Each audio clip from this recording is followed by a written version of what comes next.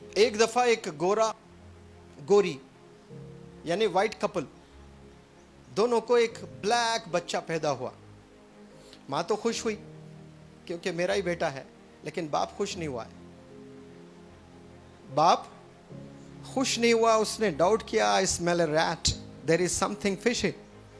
माँ तो खुश हुई है, ये मेरा लाल आया है, मेरा बेटा आया है, लेकिन बाप खुश नहीं है, ये काला कहाँ से आ गया, मैं भी गोरा, मेरी वाइफ भी गोरी। अब वो शक करने लगा बीवी पर, देयर इज समथिंग रॉन्ग।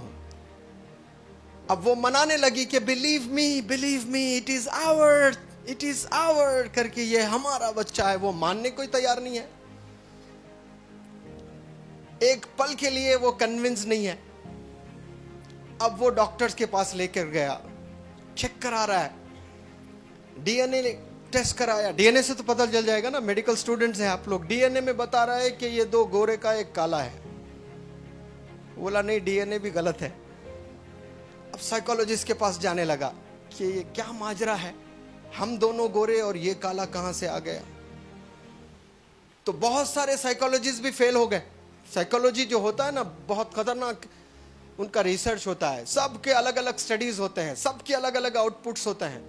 तो एक साइकोलॉजिस्ट के पास ये लोग पहुंचे, बहुत मेहनत करके, फेल होकर, कहीं से कोई सही जवाब नहीं मिल रहा है। तो एक ने कहा कि मैं ज़रूर आपको हेल्प करूंगा और बताऊंगा कि ये किसका बच्चा है। तो फिर कई क्वेश्चंस पूछा उसने और ये बताया कि आप जब प्रेग्नेंट थी आप क्या क्या करती थी।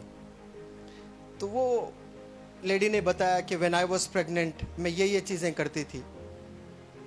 तो फिर वो साइकोलॉजिस्ट ने पूछा कि आप इतने सारी चीज़ें करती थी, इसके अलावा और कुछ करती थी। हाँ, मैं घर के पास में एक पार्क है, वहाँ जाया करती थी। तो उन्होंने कहा कि हाँ, पार्क की वजह से आपका लड़का काला आया है। बात हजम हो रही है? नहीं हो रही है ना। उसको पता चल गया park is the solution, bus park से ही निकलेगा कुछ ना कुछ। तो उसने कहा कि पार्क में क्या करती थी। पार्क में मैं कुछ नहीं, तन्हा बैठती थी।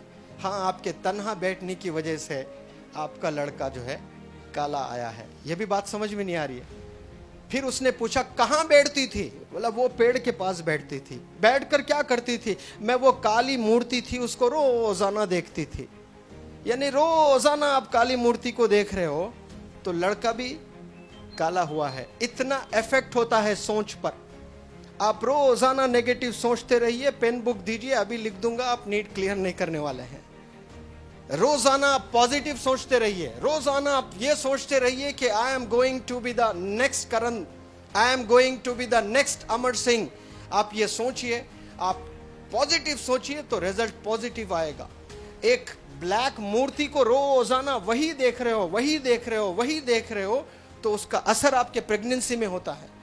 उलमाए दीन और बड़े स्कॉलर्स बताते हैं, अगर एक माँ सिर्फ गाने ही सुन रही है ड्यूरिंग प्रेगनेंसी तो उसके बच्चे जो है वो सिंगर की तरफ ही जाते हैं। यहूदी लोग होते हैं, पता है आपको, जूस। माँ जब प्रेग्नेंट होती है उसको अगर एडवोकेट बनाना होता है तो उसको वो जाकर वो सारे वही किताबें पढ़ती है, कोर्ट के चक्कर लगाती है, जजेस के गाउन्स देखती है, डॉक्टर बनना है तो हॉस्पिटल जाती है, वही किताबें पढ़ती है ताकि वो असर उसके बच्चे में आए। ये होता है। अगर माँ झूठ बोलती है तो वो बच्चे में वो असर आएगा। माँ सच बोलती है, माँ बावजू रहती है तो वो बच्चा बहुत ईमानदार, बहुत नेक पैदा होता है।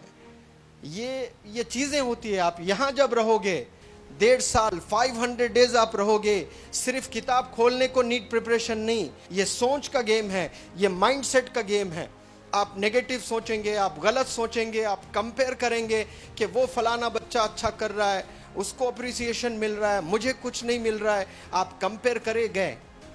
मैंने पहले भी कहा, विराट कोहली, रोहित शर्मा जैसे अच्छे खिलाड़ी कई दफा जीरो पे आउट होते हैं, but they have an ability to bounce back.